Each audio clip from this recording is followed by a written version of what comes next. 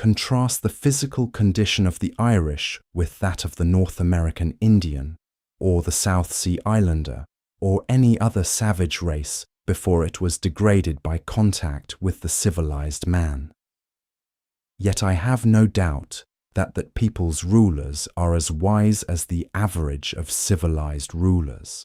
Their condition only proves what squalidness may consist with civilization. I hardly need refer now to the laborers in our southern states who produce the staple exports of this country, and are themselves a staple production of the South, but to confine myself to those who are said to be in moderate circumstances. Most men appear never to have considered what a house is, and are actually, though needlessly poor all their lives because they think that they must have such a one as their neighbours have. As if one were to wear any sort of coat which the tailor might cut out for him, or, gradually leaving off palm leaf hat or cap of woodchuck skin, complain of hard times because he could not afford to buy him a crown. It is possible to invent a house still more convenient and luxurious than we have, which yet all would admit that man could not afford to pay for. Shall we always study to obtain more of these things, and not sometimes to be content with less? Shall the respectable citizen thus gravely teach, by precept and example, the necessity of the young man's providing a certain number of superfluous glow shoes, and umbrellas, and empty guest chambers for empty guests, before he dies? Why should not our furniture be as simple as the Arabs or the Indians? When I think of the benefactors of the race, whom we have apotheosized as messengers from heaven, bearers of divine gifts to man, I do not see in my mind any retinue at their heels, any carload of fashionable furniture. Or what if I were to allow, would it not be a singular allowance, that our furniture should be more complex than the Arabs, in proportion as we are morally and intellectually his superiors? At present our houses are cluttered and defiled with it, and a good housewife would sweep out the greater part into the dust hole and not leave her morning's work undone. Morning work! By the blushes of Aurora and the music of Memnon, what should be man's morning work in this world? I had 3 pieces of limestone on my desk, but I was terrified to find that they required to be dusted daily, when the furniture of my mind was all undusted still, and I threw them out the window in disgust. How, then, could I have a furnished house? I would rather sit in the open air, for no dust gathers on the grass, unless where man has broken ground. It is the luxurious and dissipated who set the fashions which the herd so diligently follow. The traveller who stops at the best houses, so-called, soon discovers this, for the publicans presume him to be a Sardanapalus, and if he resigned himself to their tender mercies, he would soon be completely emasculated. I think that in the railroad car we are inclined to spend more on luxury than on safety and convenience, and it threatens without attaining these to become no better than a modern drawing room with its divans and ottomans, and sunshades, and 100 other oriental things, which we are taking west with us, invented for the ladies of the harem and the effeminate natives of the Celestial Empire, which Jonathan should be ashamed to know the names of. I would rather sit on a pumpkin and have it all to myself than be crowded on a velvet cushion. I would rather ride on earth in an ox cart with a free circulation than go to heaven in the fancy car of an excursion train and breathe a malaria all the way. The very simplicity and nakedness of man's life in the primitive ages imply this advantage at least, that they left him still but a sojourner in nature. When he was refreshed with food and sleep, he contemplated his journey again. He dwelt, as it were, in a tent in this world, and was either threading the valleys, or crossing the plains, or climbing the mountain tops. But lo, men have become the tools of their tools. The man who independently plucked the fruits when he was hungry is become a farmer, and he who stood under a tree for shelter, a housekeeper.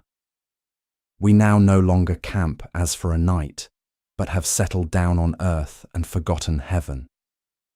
We have adopted Christianity merely as an improved method of agriculture.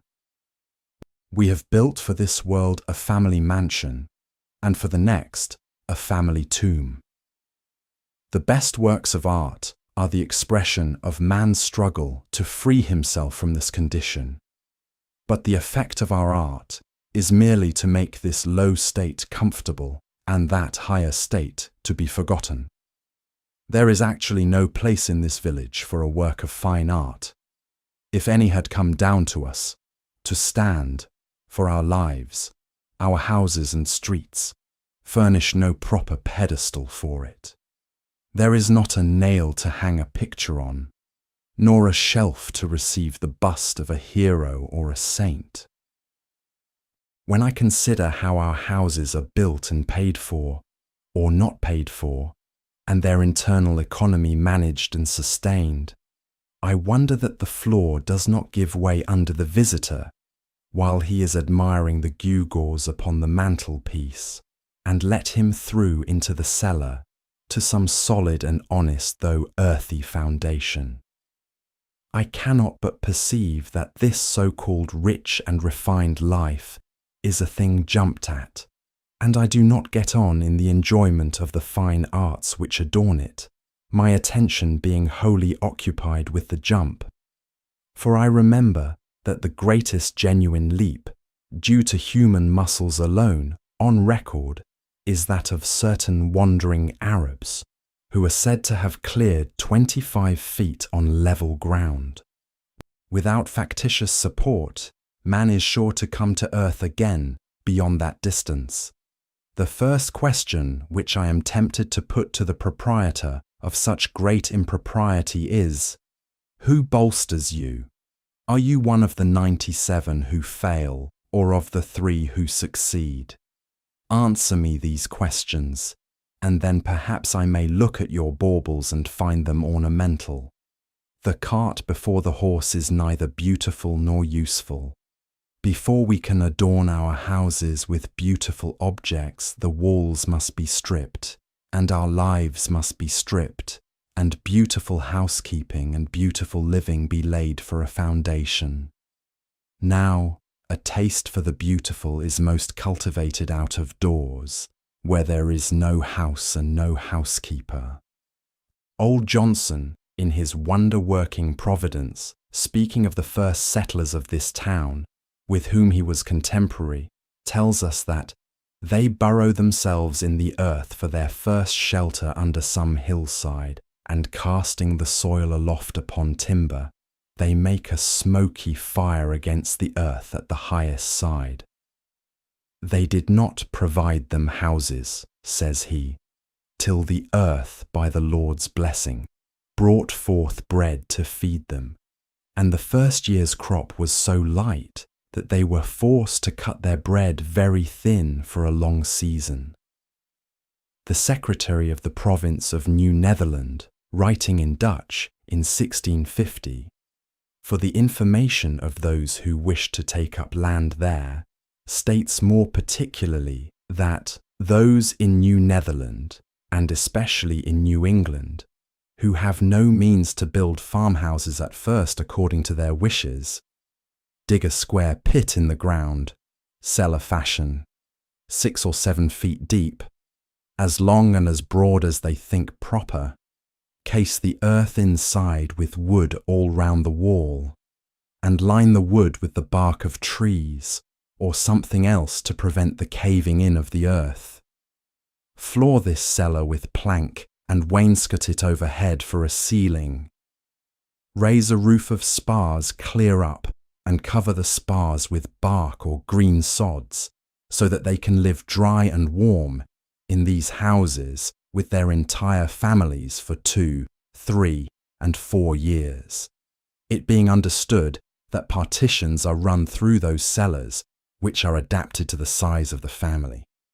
The wealthy and principal men in New England, in the beginning of the colonies, commenced their first dwelling houses in this fashion for 2 reasons. Firstly, in order not to waste time in building and not to want food the next season. Secondly, in order not to discourage poor labouring people whom they brought over in numbers from fatherland.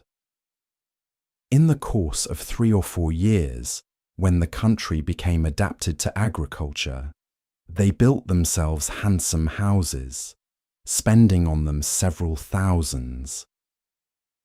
In this course which our ancestors took, there was a show of prudence at least, as if their principle were to satisfy the more pressing wants first. But are the more pressing wants satisfied now? When I think of acquiring for myself one of our luxurious dwellings, I am deterred, for, so to speak, the country is not yet adapted to human culture, and we are still forced to cut our spiritual bread far thinner than our forefathers did their wheaten. Not that all architectural ornament is to be neglected even in the rudest periods, but let our houses first be lined with beauty, where they come in contact with our lives, like the tenement of the shellfish, and not overlaid with it. But alas, I have been inside 1 or 2 of them, and know what they are lined with. Though we are not so degenerate but that we might possibly live in a cave or a wigwam or wear skins today, it certainly is better to accept the advantages, though so dearly bought, which the invention and industry of mankind offer.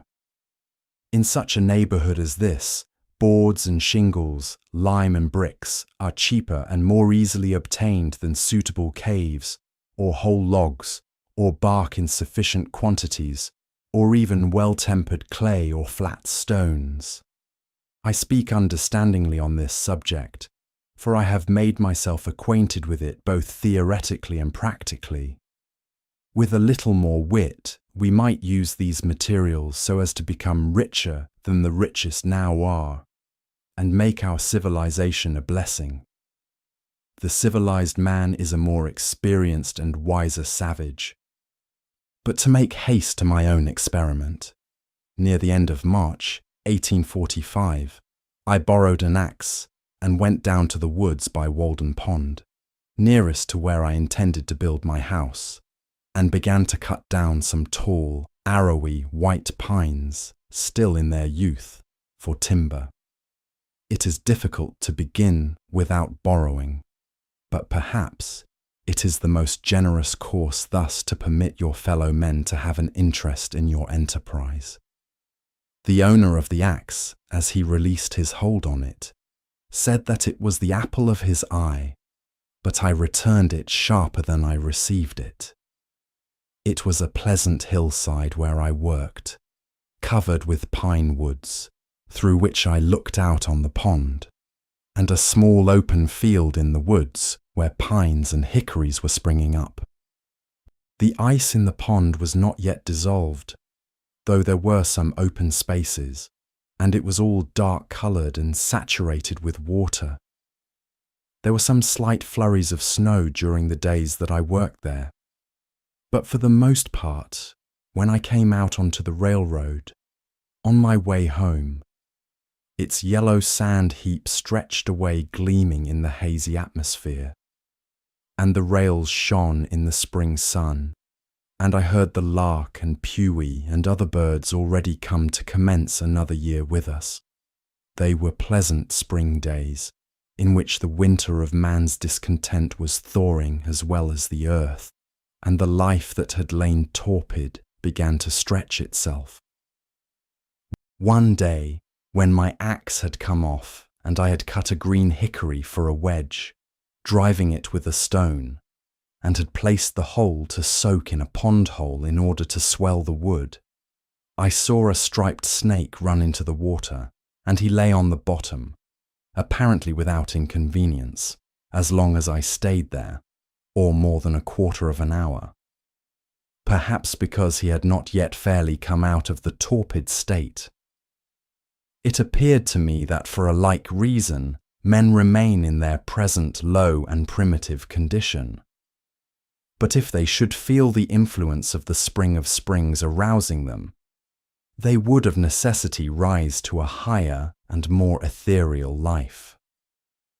I had previously seen the snakes in frosty mornings in my path, with portions of their bodies still numb and inflexible, waiting for the sun to thaw them. On the 1st of April, it rained and melted the ice, and in the early part of the day, which was very foggy, I heard a stray goose groping about over the pond and cackling as if lost, or like the spirit of the fog. So I went on for some days cutting and hewing timber, and also studs and rafters, all with my narrow axe, not having many communicable or scholar-like thoughts, singing to myself. Men say they know many things, but lo, they have taken wings, the arts and sciences, and 1,000 appliances. The wind that blows is all that anybody knows. I hewed the main timbers 6 inches square, most of the studs on 2 sides only, and the rafters and floor timbers on 1 side, leaving the rest of the bark on, so that they were just as straight and much stronger than sawed ones. Each stick was carefully mortised or tenoned by its stump, for I had borrowed other tools by this time. My days in the woods were not very long ones, yet I usually carried my dinner of bread and butter, and read the newspaper in which it was wrapped, at noon, sitting amid the green pine boughs which I had cut off, and to my bread was imparted some of their fragrance, for my hands were covered with a thick coat of pitch. Before I had done, I was more the friend than the foe of the pine tree, though I had cut down some of them, having become better acquainted with it. Sometimes a rambler in the wood was attracted by the sound of my axe, and we chatted pleasantly over the chips which I had made. By the middle of April, for I made no haste in my work, but rather made the most of it, my house was framed and ready for the raising. I had already bought the shanty of James Collins, an Irishman who worked on the Fitchburg Railroad, for boards. James Collins' shanty was considered an uncommonly fine one. When I called to see it, he was not at home. I walked about the outside, at first unobserved from within. The window was so deep and high. It was of small dimensions, with a peaked cottage roof, and not much else to be seen, the dirt being raised 5 feet all around, as if it were a compost heap. The roof was the soundest part, though a good deal warped and made brittle by the sun. Door-sill there was none, but a perennial passage for the hens under the door-board. Mrs. C came to the door and asked me to view it from the inside. The hens were driven in by my approach. It was dark, and had a dirt floor for the most part, dank, clammy, and aguish, only here a board and there a board which would not bear removal. She lighted a lamp to show me the inside of the roof and the walls, and also that the board floor extended under the bed, warning me not to step into the cellar, a sort of dust hole 2 feet deep. In her own words, they were good boards overhead, good boards all around, and a good window. Of 2 whole squares originally, only the cat had passed out that way lately. There was a stove, a bed, and a place to sit, an infant in the house where it was born, a silk parasol, gilt-framed looking-glass, and a patent new coffee mill nailed to an oak sapling, all told. The bargain was soon concluded, for James had in the meanwhile returned. I to pay $4.25 tonight, he to vacate at 5 tomorrow morning, selling to nobody else meanwhile. I to take possession at 6. It were well, he said, to be there early, and anticipate certain indistinct but wholly unjust claims on the score of ground rent and fuel. This, he assured me, was the only encumbrance. At 6, I passed him and his family on the road. One large bundle held their all: bed, coffee mill, looking-glass, hens. All but the cat she took to the woods and became a wild cat, and, as I learned afterward, trod in a trap set for woodchucks, and so became a dead cat at last. I took down this dwelling the same morning, drawing the nails, and removed it to the pond side by small cartloads, spreading the boards on the grass there to bleach and warp back again in the sun. One early thrush gave me a note or two as I drove along the woodland path. I was informed treacherously by a young Patrick that neighbour Seeley, an Irishman, in the intervals of the carting, transferred the still tolerable, straight and drivable nails, staples and spikes to his pocket, and then stood when I came back to pass the time of day and look freshly up, unconcerned with spring thoughts at the devastation, there being a dearth of work, as he said. He was there to represent spectatordom and help make this seemingly insignificant event one with the removal of the gods of Troy. I dug my cellar in the side of a hill sloping to the south, where a woodchuck had formerly dug his burrow, down through sumac and blackberry roots, and the lowest stain of vegetation, 6 feet square by 7 deep, to a fine sand where potatoes would not freeze in any winter. The sides were left shelving and not stoned, but the sun having never shone on them, the sand still keeps its place. It was but 2 hours' work. I took particular pleasure in this breaking of ground, for in almost all latitudes men dig into the earth for an equable temperature. Under the most splendid house in the city is still to be found the cellar where they store their roots as of old, and long after the superstructure has disappeared, posterity remark its dent in the earth. The house is still but a sort of porch at the entrance of a burrow. At length, in the beginning of May, with the help of some of my acquaintances, rather to improve so good an occasion for neighbourliness than from any necessity, I set up the frame of my house. No man was ever more honoured in the character of his raisers than I. They are destined, I trust, to assist at the raising of loftier structures one day. I began to occupy my house at the 4th of July, as soon as it was boarded and roofed, for the boards were carefully feather-edged and lapped, so that it was perfectly impervious to rain. But before boarding, I laid the foundation of a chimney at one end, bringing 2 cartloads of stones up the hill from the pond in my arms. I built the chimney after my hoeing in the fall, before a fire became necessary for warmth, doing my cooking in the mean while out of doors on the ground early in the morning, which mode I still think is in some respects more convenient and agreeable than the usual one. When it stormed before my bread was baked, I fixed a few boards over the fire and sat under them to watch my loaf and pass some pleasant hours in that way. In those days, when my hands were much employed, I read but little, but the least scraps of paper which lay on the ground, my holder or tablecloth, afforded me as much entertainment, in fact answered the same purpose as the Iliad.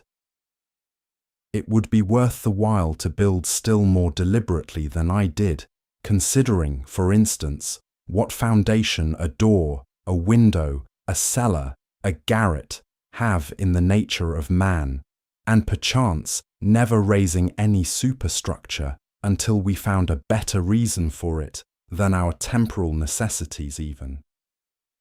There is some of the same fitness in a man's building his own house that there is in a bird's building its own nest. Who knows, but if men constructed their dwellings with their own hands and provided food for themselves and families simply and honestly enough, the poetic faculty would be universally developed, as birds universally sing when they are so engaged. But alas, we do like cowbirds and cuckoos, which lay their eggs in nests which other birds have built, and cheer no traveller with their chattering and unmusical notes. Shall we forever resign the pleasure of construction to the carpenter? What does architecture amount to in the experience of the mass of men? I never in all my walks came across a man engaged in so simple and natural an occupation as building his house. We belong to the community. It is not the tailor alone who is the ninth part of a man. It is as much the preacher and the merchant and the farmer. Where is this division of labour to end? And what object does it finally serve? No doubt another may also think for me, but it is not therefore desirable that he should do so to the exclusion of my thinking for myself. True, there are architects so called in this country, and I have heard of one at least possessed with the idea of making architectural ornaments have a core of truth, a necessity, and hence a beauty, as if it were a revelation to him. All very well perhaps from his point of view, but only a little better than the common dilettantism. A sentimental reformer in architecture, he began at the cornice, not at the foundation. It was only how to put a core of truth within the ornaments, that every sugar plum in fact might have an almond or caraway seed in it, though I hold that almonds are most wholesome without the sugar, and not how the inhabitant, the indweller, might build truly within and without, and let the ornaments take care of themselves. What reasonable man ever supposed that ornaments were something outward and in the skin merely, that the tortoise got his spotted shell, or the shellfish its mother-o'-pearl tints, by such a contract as the inhabitants of Broadway their Trinity Church? But a man has no more to do with the style of architecture of his house than a tortoise with that of its shell. Nor need the soldier be so idle as to try to paint the precise colour of his virtue on his standard. The enemy will find it out.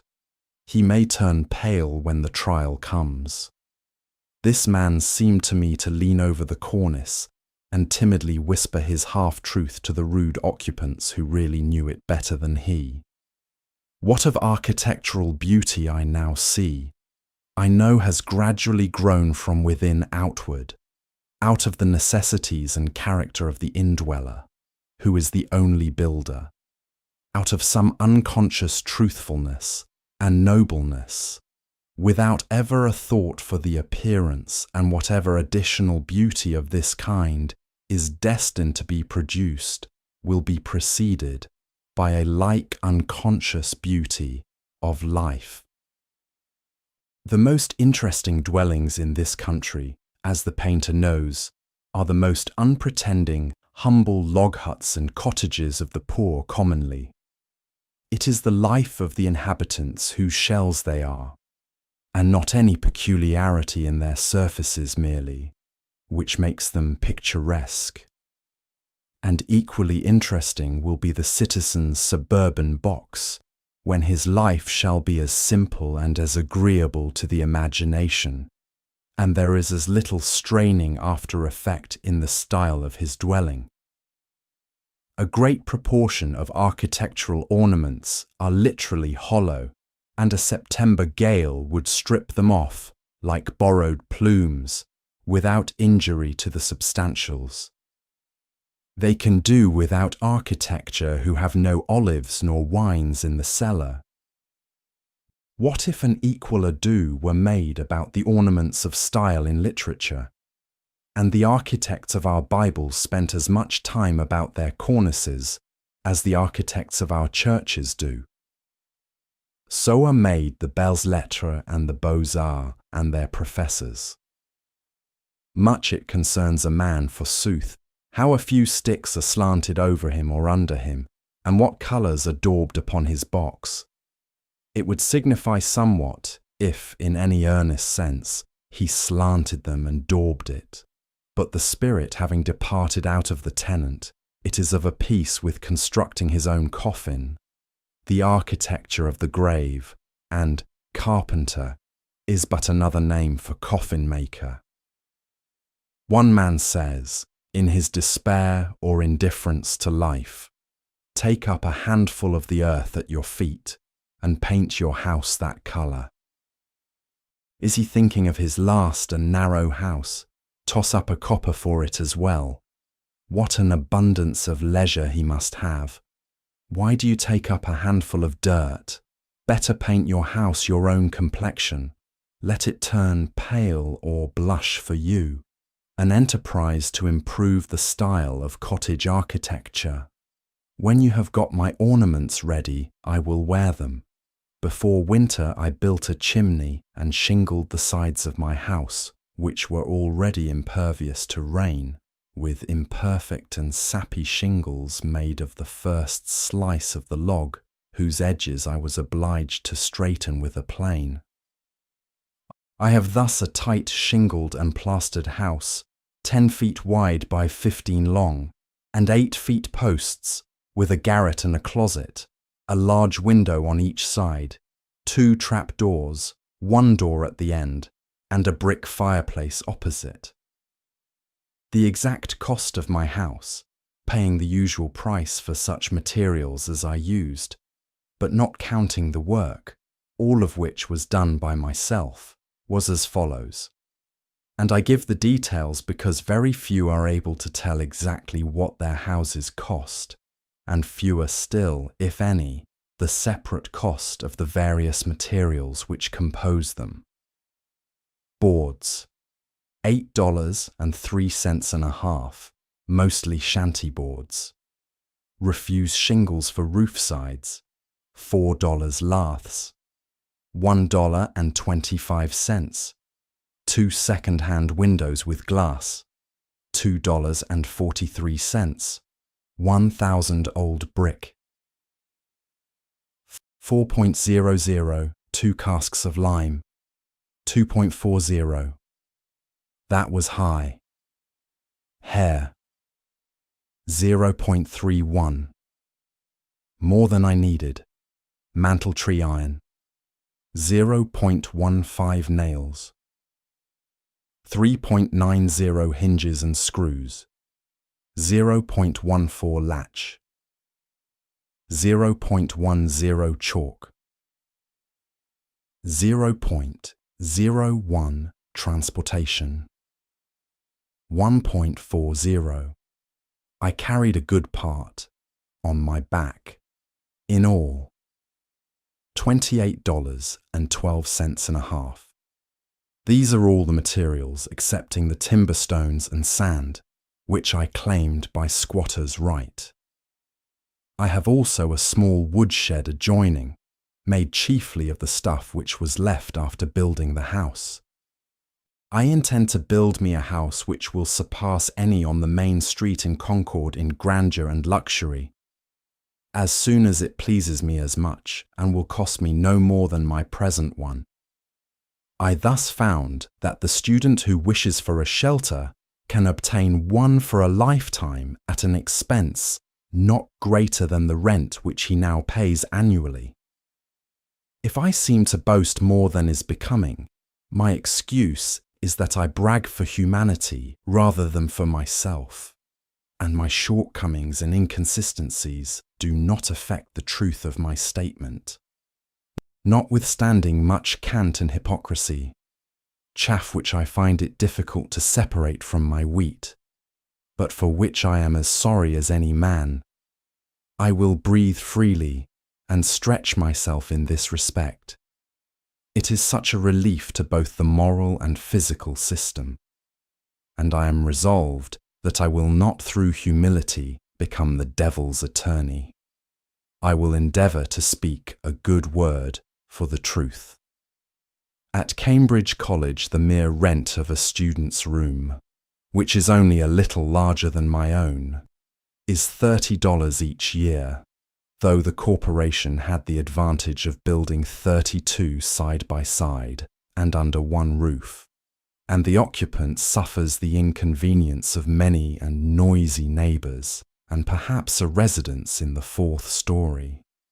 I cannot but think that if we had more true wisdom in these respects, not only less education would be needed, because forsooth, more would already have been acquired, but the pecuniary expense of getting an education would in a great measure vanish. Those conveniences which the student requires at Cambridge or elsewhere cost him or somebody else 10 times as great a sacrifice of life as they would with proper management on both sides. Those things for which the most money is demanded are never the things which the student most wants. Tuition, for instance, is an important item in the term bill, while for the far more valuable education which he gets by associating with the most cultivated of his contemporaries, no charge is made. The mode of founding a college is commonly to get up a subscription of dollars and cents, and then following blindly the principles of a division of labour to its extreme, a principle which should never be followed, but with circumspection. To call in a contractor who makes this a subject of speculation, and he employs Irishmen or other operatives actually to lay the foundations, while the students that are to be are said to be fitting themselves for it, and for these oversights successive generations have to pay. I think that it would be better than this for the students, or those who desire to be benefited by it, even to lay the foundation themselves.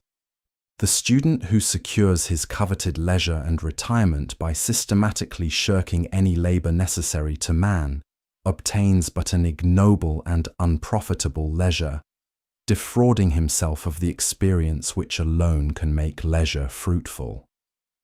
But, says one, you do not mean that the student should go to work with their hands instead of their heads. I do not mean that exactly, but I mean something which he might think a good deal like that. I mean that they should not play life or study it merely, while the community supports them at this expensive game, but earnestly live it from beginning to end. How could youths better learn to live than by at once trying the experiment of living? Methinks this would exercise their minds as much as mathematics. If I wished a boy to know something about the arts and sciences, for instance, I would not pursue the common course, which is merely to send him into the neighbourhood of some professor, where anything is professed and practised but the art of life, to survey the world through a telescope or a microscope, and never with his natural eye, to study chemistry and not learn how his bread is made, or mechanics and not learn how it is earned, to discover new satellites to Neptune and not detect the motes in his eyes, or to what vagabond he is a satellite himself, or to be devoured by the monsters that swarm all around him, while contemplating the monsters in a drop of vinegar, which would have advanced the most at the end of a month. The boy who had made his own jackknife from the ore which he had dug and smelted, reading as much as would be necessary for this, or the boy who had attended the lectures on metallurgy at the Institute in the meanwhile, and had received a Rogers penknife from his father, which would be most likely to cut his fingers. To my astonishment, I was informed on leaving college that I had studied navigation. Why, if I had taken one turn down the harbour, I should have known more about it. Even the poor student studies, and is taught only political economy, while that economy of living which is synonymous with philosophy is not even sincerely professed in our colleges. The consequence is that while he is reading Adam Smith, Ricardo, and Say, he runs his father in debt irretrievably. As with our colleges, so with 100 modern improvements, there is an illusion about them. There is not always a positive advance. The devil goes on exacting compound interest to the last for his early share and numerous succeeding investments in them. Our inventions are wont to be pretty toys, which distract our attention from serious things. They are but improved means to an unimproved end, an end which it was already but too easy to arrive at, as railroads lead to Boston or New York. We are in great haste to construct a magnetic telegraph from Maine to Texas, but Maine and Texas, it may be, have nothing important to communicate. Either is in such a predicament as the man who was earnest to be introduced to a distinguished deaf woman, but when he was presented, and one end of her ear trumpet was put into his hand, had nothing to say. As if the main object were to talk fast, and not to talk sensibly. We are eager to tunnel under the Atlantic, and bring the old world some weeks nearer to the new. But perchance the first news that will leak through into the broad flapping American ear will be that the Princess Adelaide has the whooping cough.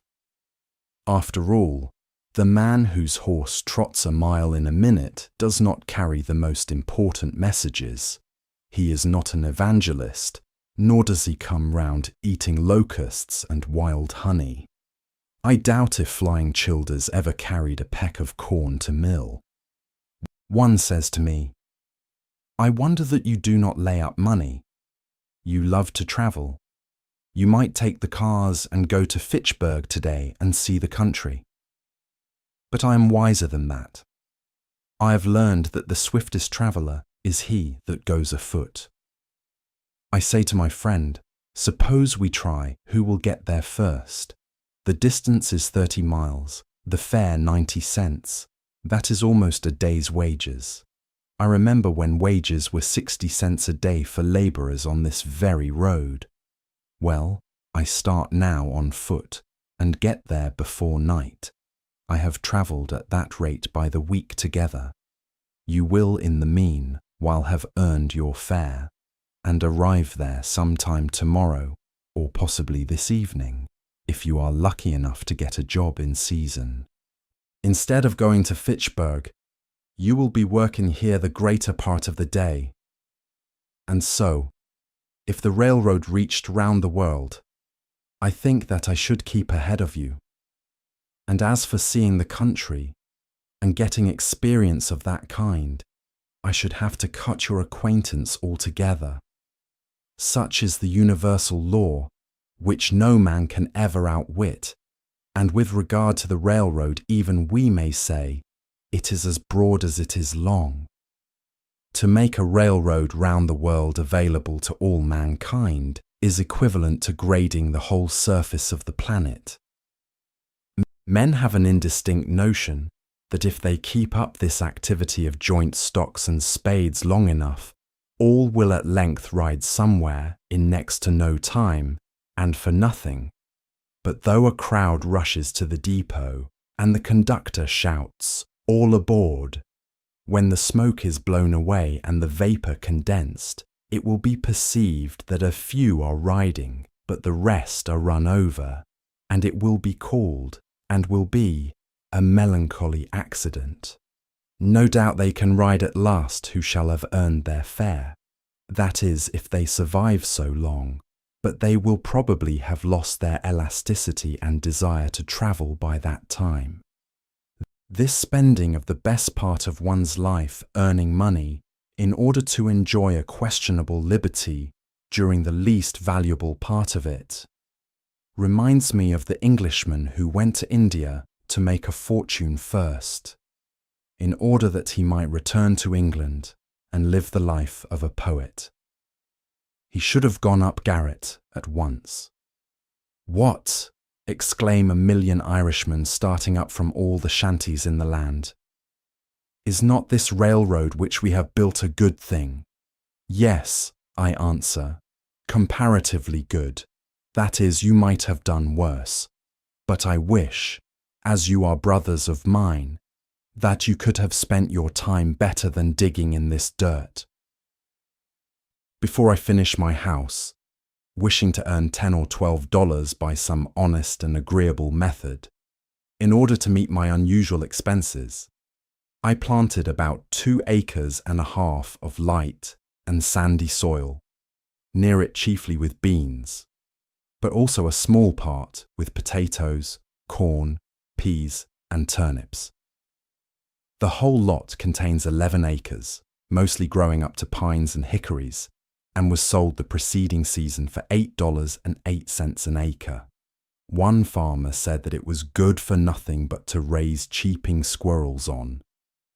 I put no manure whatever on this land, not being the owner, but merely a squatter, and not expecting to cultivate so much again. And I did not quite hoe it all once. I got out several cords of stumps in ploughing, which supplied me with fuel for a long time, and left small circles of virgin mould, easily distinguishable through the summer by the greater luxuriance of the beans there. The dead, and for the most part, unmerchantable wood behind my house, and the driftwood from the pond have supplied the remainder of my fuel. I was obliged to hire a team and a man for the ploughing, though I held the plough myself. My farm outgoes for the first season were, for implements, seed, work, etc., $14.72.5. The seed corn was given me. This never costs anything to speak of, unless you plant more than enough. I got 12 bushels of beans and 18 bushels of potatoes, besides some peas and sweet corn. The yellow corn and turnips were too late to come to anything. My whole income from the farm was $23.44. Deducting the outgoes, 14.72.5. There are left $8.71.5 beside produce consumed and on hand. At the time, this estimate was made of the value of $4.50. The amount on hand much more than balancing a little grass, which I did not raise. All things considered, that is, considering the importance of a man's soul and of today, notwithstanding the short time occupied by my experiment, nay, partly even because of its transient character, I believe that that was doing better than any farmer in Concord did that year. The next year I did better still, for I spaded up all the land which I required, about 1/3 of an acre, and I learned from the experience of both years, not being in the least awed by many celebrated works on husbandry, Arthur Young among the rest, that if one would live simply and eat only the crop which he raised, and raise no more than he ate, and not exchange it for an insufficient quantity of more luxurious and expensive things, he would need to cultivate only a few rods of ground, and that it would be cheaper to spade up that than to use oxen to plough it, and to select a fresh spot from time to time than to manure the old, and he could do all his necessary farm work, as it were, with his left hand at odd hours in the summer, and thus he would not be tied to an ox, or horse, or cow, or pig, as at present. I desire to speak impartially on this point, and as one not interested in the success or failure of the present economical and social arrangements. I was more independent than any farmer in Concord, for I was not anchored to a house or farm, but could follow the bent of my genius, which is a very crooked one, every moment, beside being better off than they already, if my house had been burned or my crops had failed. I should have been nearly as well off as before. I am wont to think that men are not so much the keepers of herds as herds are the keepers of men. The former are so much the freer. Men and oxen exchange work.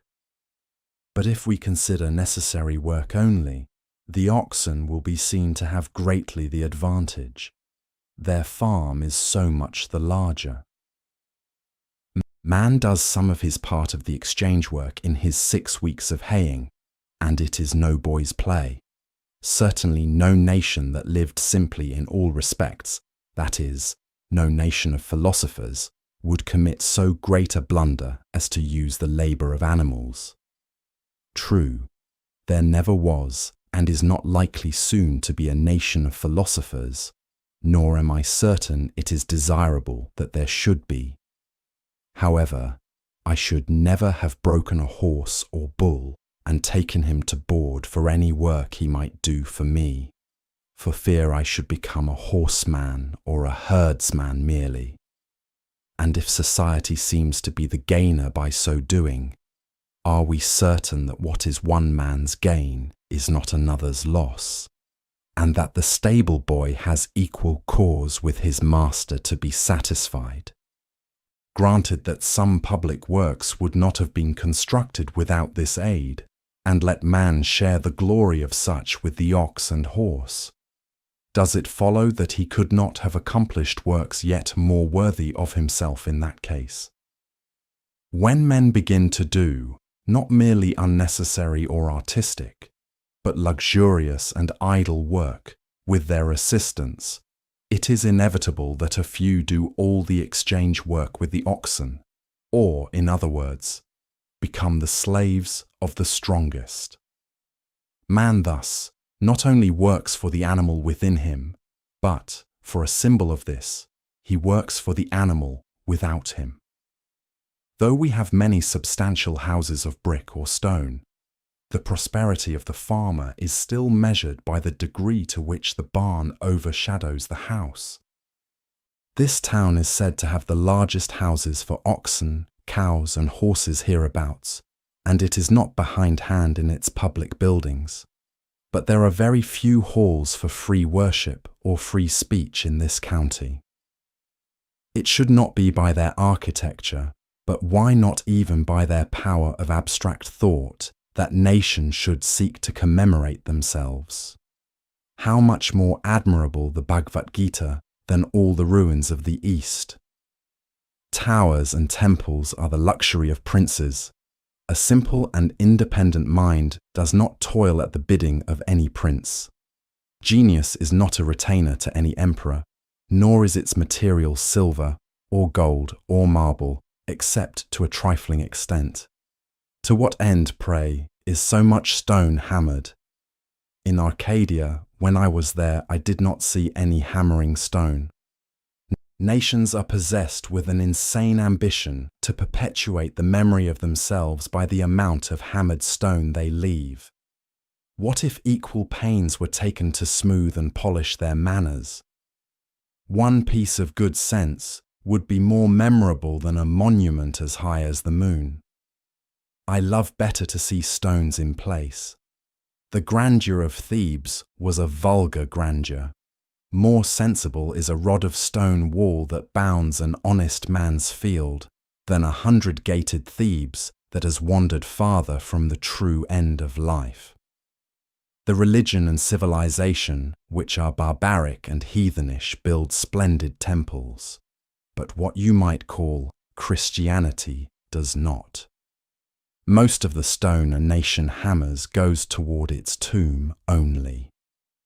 It buries itself alive. As for the pyramids, there is nothing to wonder at in them so much as the fact that so many men could be found degraded enough to spend their lives constructing a tomb for some ambitious booby, whom it would have been wiser and manlier to have drowned in the Nile, and then given his body to the dogs. I might possibly invent some excuse for them and him, but I have no time for it. As for the religion and love of art of the builders, it is much the same all the world over, whether the building be an Egyptian temple or the United States Bank. It costs more than it comes to. The mainspring is vanity, assisted by the love of garlic and bread and butter. Mr.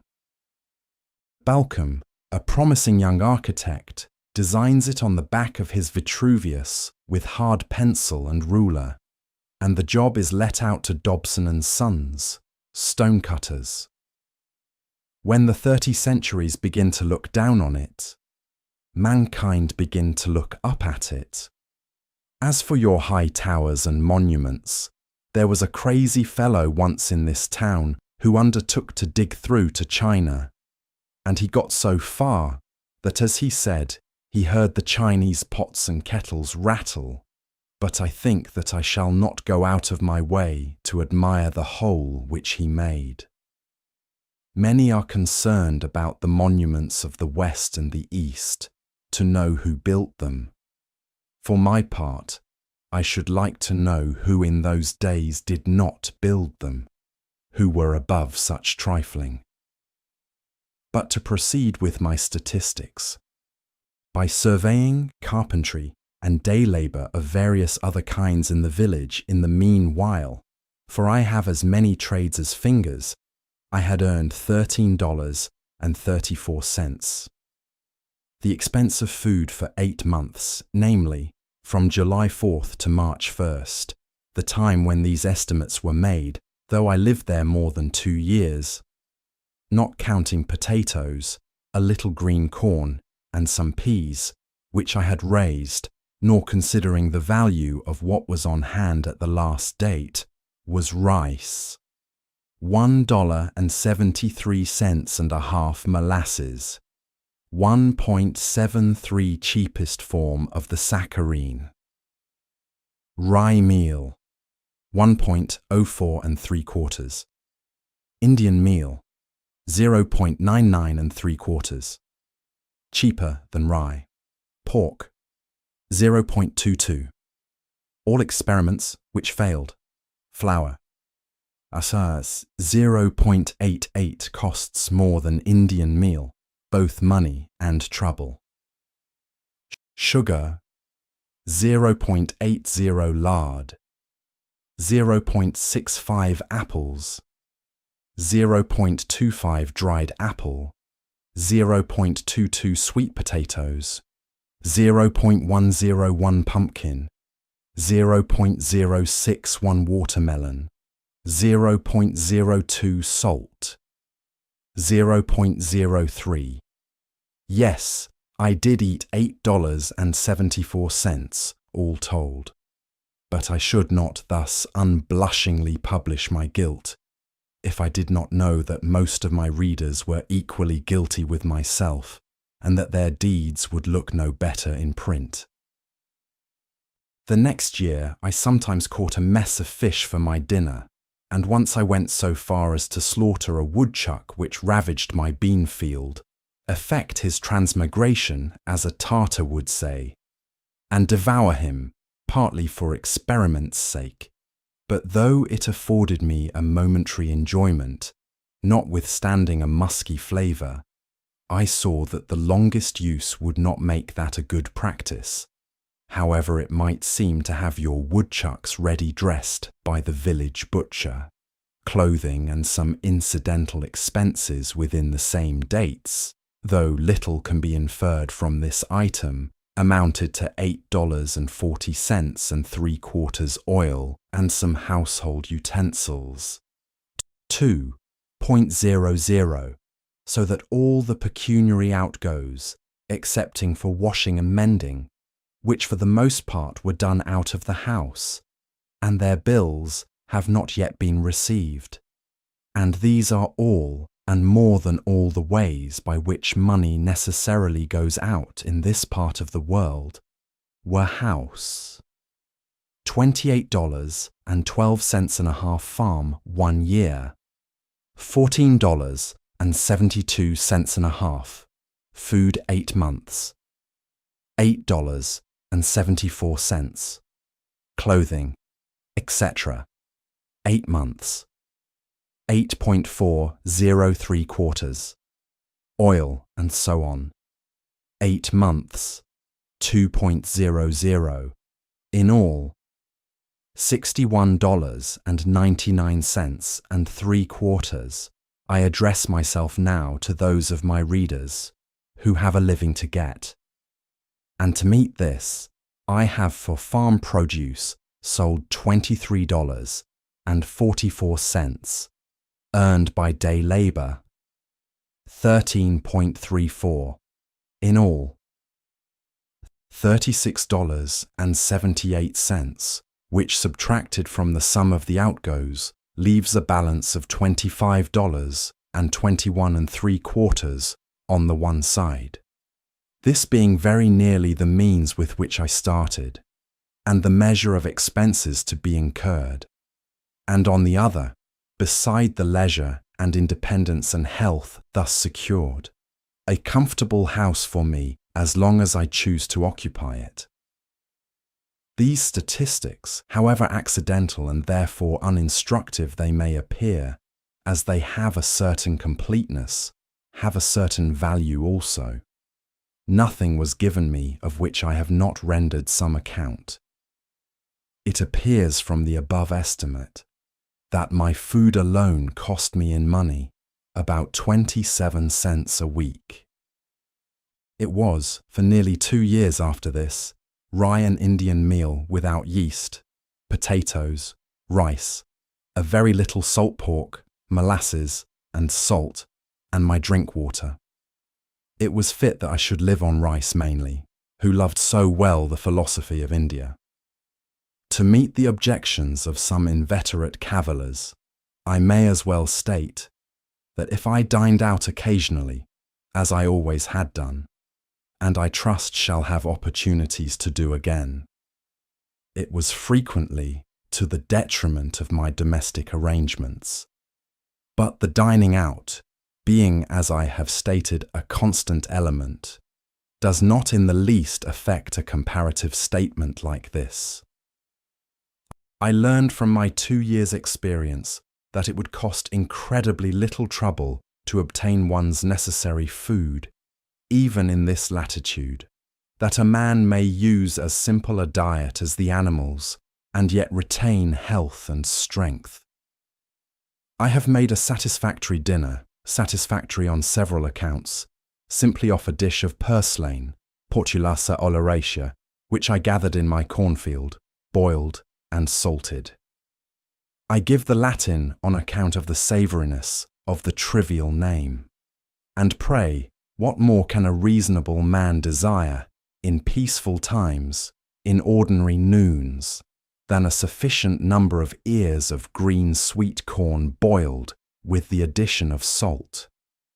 Even the little variety which I used was a yielding to the demands of appetite and not of health.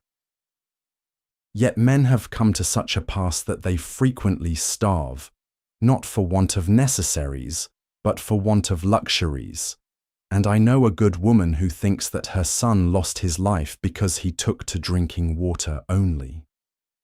The reader will perceive that I am treating the subject rather from an economic than a dietetic point of view, and he will not venture to put my abstemiousness to the test unless he has a well-stocked larder. Bread I at first made of pure Indian meal and salt. Genuine hoe cakes, which I baked before my fire out of doors on a shingle, or the end of a stick of timber sawed off in building my house. But it was wont to get smoked and to have a piney flavour.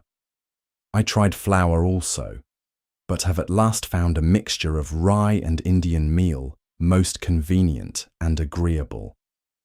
In cold weather it was no little amusement to bake several small loaves of this in succession, tending and turning them as carefully as an Egyptian his hatching eggs. They were a real cereal fruit which I ripened, and they had to my senses a fragrance like that of other noble fruits, which I kept in as long as possible by wrapping them in cloths. I made a study of the ancient and indispensable art of bread making, consulting such authorities as offered, going back to the primitive days and first invention of the unleavened kind, when from the wildness of nuts and meats, men first reached the mildness and refinement of this diet, and travelling gradually down in my studies, through that accidental souring of the dough which, it is supposed, taught the leavening process, and through the various fermentations thereafter, till I came to good, sweet, wholesome bread, the staff of life. Leaven, which some deem the soul of bread, the spiritus which fills its cellular tissue, which is religiously preserved like the Vestal fire, some precious bottleful, I suppose, first brought over in the Mayflower, did the business for America, and its influence is still rising, swelling, spreading, in cerealian billows over the land. This seed I regularly and faithfully procured from the village, till at length one morning I forgot the rules, and scalded my yeast, by which accident I discovered that even this was not indispensable, for my discoveries were not by the synthetic but analytic process, and I have gladly omitted it since, though most housewives earnestly assured me that safe and wholesome bread without yeast might not be, and elderly people prophesied a speedy decay of the vital forces. Yet I find it not to be an essential ingredient, and after going without it for a year, am still in the land of the living. And I am glad to escape the trivialness of carrying a bottle full in my pocket, which would sometimes pop and discharge its contents to my discomfiture. It is simpler and more respectable to omit it. Man is an animal who more than any other can adapt himself to all climates and circumstances. Neither did I put any sal soda or other acid or alkali into my bread. It would seem that I made it according to the recipe which Marcus Porcius Cato gave about 2 centuries before Christ. Panem depsticium sic facito, manus mortarium que bene lavato, farinam in mortarium indito, aque paulatim addito, subigitoque pulcre. Ubi bene subigeris, defingito, cocitoque subtestu. Which I take to mean, make kneaded bread thus, wash your hands and trough well, put the meal into the trough, add water gradually, and knead it thoroughly. When you have kneaded it well, mould it, and bake it under a cover, that is in a baking kettle. Not a word about leaven, but I did not always use this staff of life. At one time, owing to the emptiness of my purse, I saw none of it for more than a month. Every New Englander might easily raise all his own breadstuffs in this land of rye and Indian corn, and not depend on distant and fluctuating markets for them. Yet so far are we from simplicity and independence that, in Concord, fresh and sweet meal is rarely sold in the shops, and hominy and corn in a still coarser form are hardly used by any. For the most part, the farmer gives to his cattle and hogs the grain of his own producing, and buys flour, which is at least no more wholesome, at a greater cost, at the store. I saw that I could easily raise my bushel or two of rye and Indian corn, for the former will grow on the poorest land, and the latter does not require the best, and grind them in a hand mill, and so do without rice and pork. And if I must have some concentrated sweet, I found by experiment that I could make a very good molasses either of pumpkins or beets, and I knew that I needed only to set out a few maples to obtain it more easily still. And while these were growing, I could use various substitutes beside those which I have named. For, as the forefathers sang, we can make liquor to sweeten our lips of pumpkins and parsnips and walnut tree chips. Finally, as for salt, that grossest of groceries, To obtain this might be a fit occasion for a visit to the seashore, or, if I did without it altogether, I should probably drink the less water. I do not learn that the Indians ever troubled themselves to go after it. Thus, I could avoid all trade and barter so far as my food was concerned, and having a shelter already, it would only remain to get clothing and fuel. The pantaloons which I now wear were woven in a farmer's family. Thank heaven, there is so much virtue still in man. For I think the fall from the farmer to the operative as great and memorable as that from the man to the farmer. And in a new country, fuel is an encumbrance.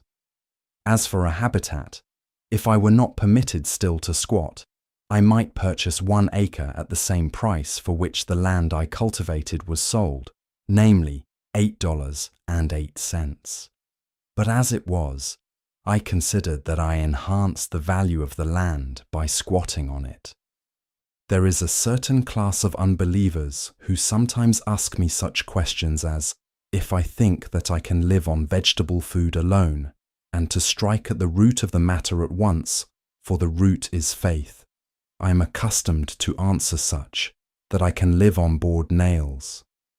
If they cannot understand that, they cannot understand much that I have to say.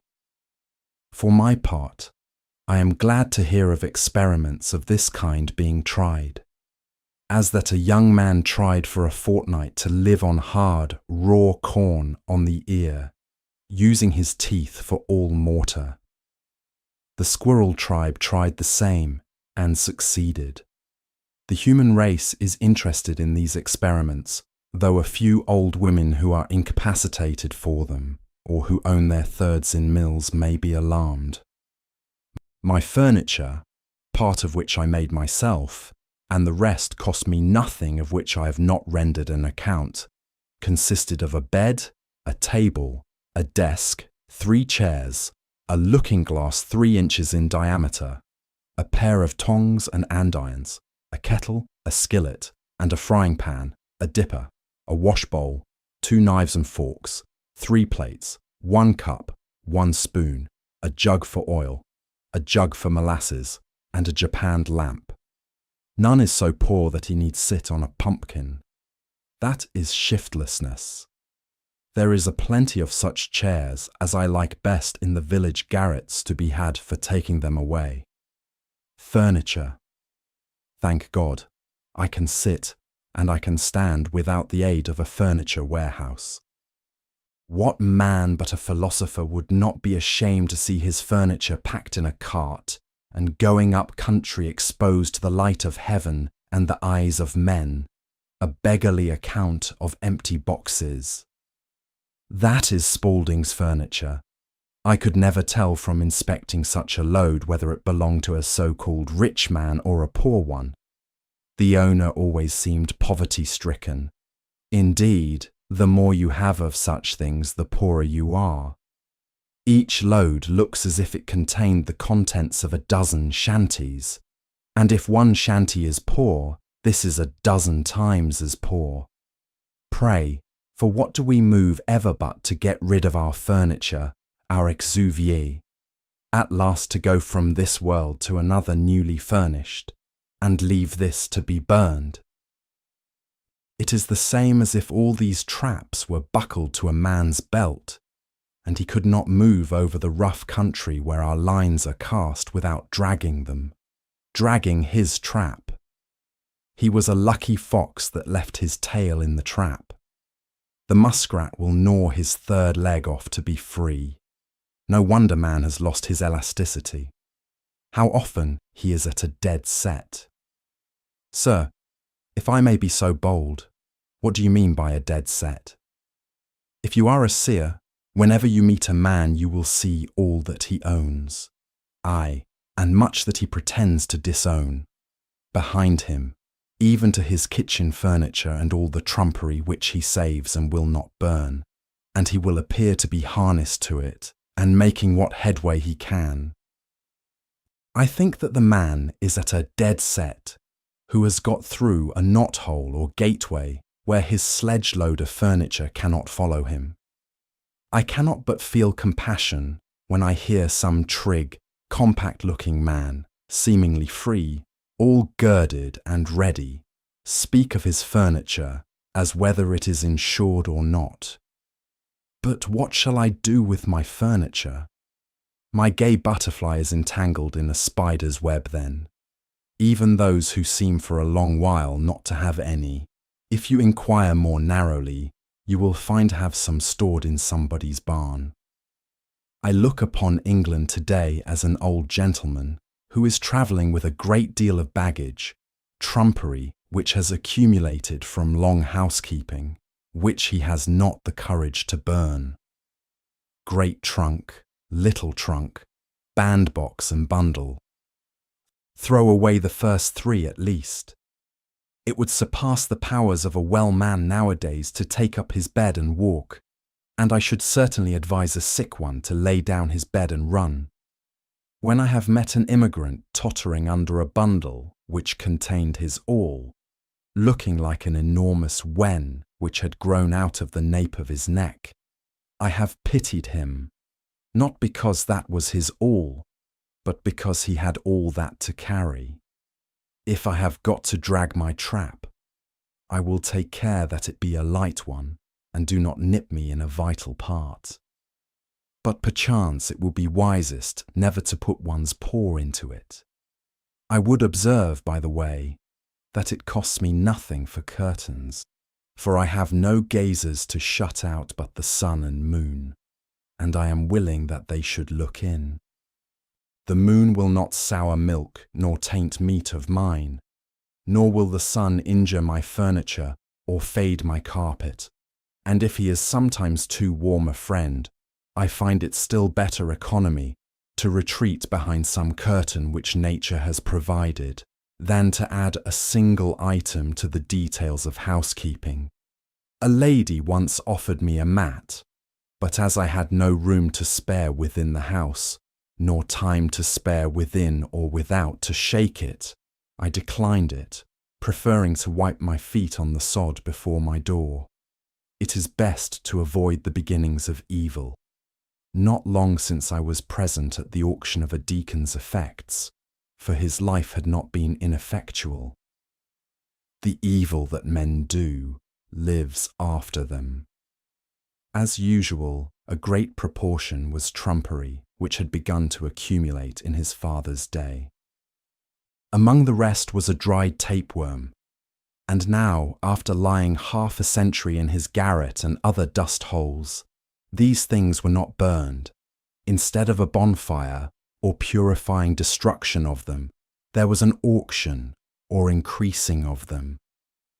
The neighbours eagerly collected to view them, bought them all, and carefully transported them to their garrets and dust holes, to lie there till their estates are settled, when they will start again. When a man dies, he kicks the dust. Most people think events are a nice-to-have expense. But the top 1% know the truth. One single weekend can do more for your team's growth than 6 months of grind. If you aren't using meetings to multiply, you're working too hard for too little. The belief gap. The invisible shift that happens in a room. Social proof as a silent recruiter. Why digital-only teams often plateau. The rule of proximity. Borrowing belief from mentors. The energy transfer that Zoom can't replicate. Creating a shared culture in 48 hours. Tactical execution. The 3-deep invitation strategy. Setting goals for your team. Before the doors open, post-event momentum. The 72-hour window